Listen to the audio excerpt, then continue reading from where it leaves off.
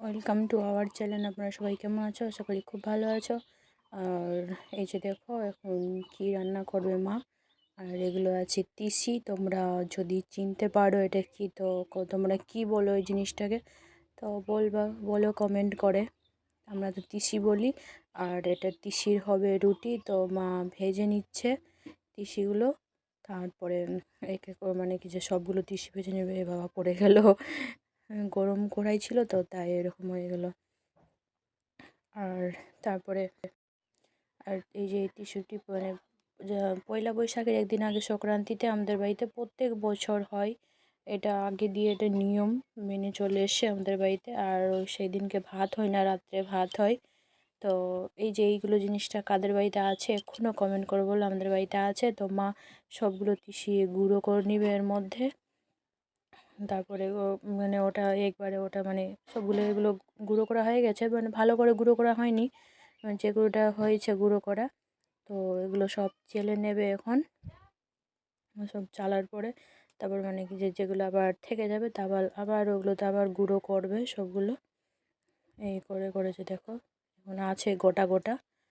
তো কত সুন্দর বেরিয়েছে না গুঁড়োটা।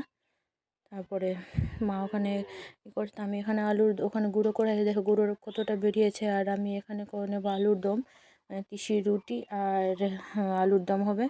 আলু ভেজে নামিয়ে দিয়েছি। তারপরে এখানে আছে মশলাটা ভেজে নিচ্ছি প্রথমে। তো মশলা ভাজা হয়ে গেছে।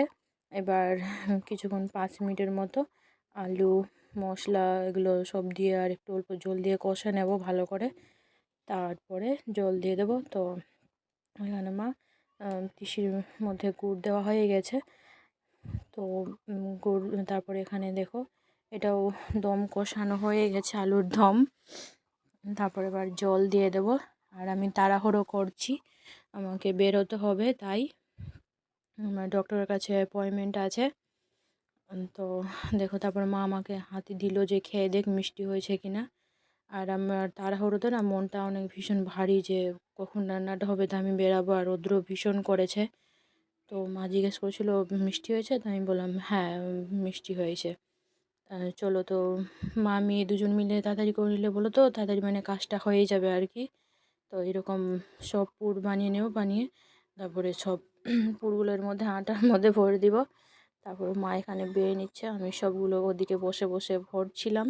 মা এদিকে রুটিগুলো বেলছিল।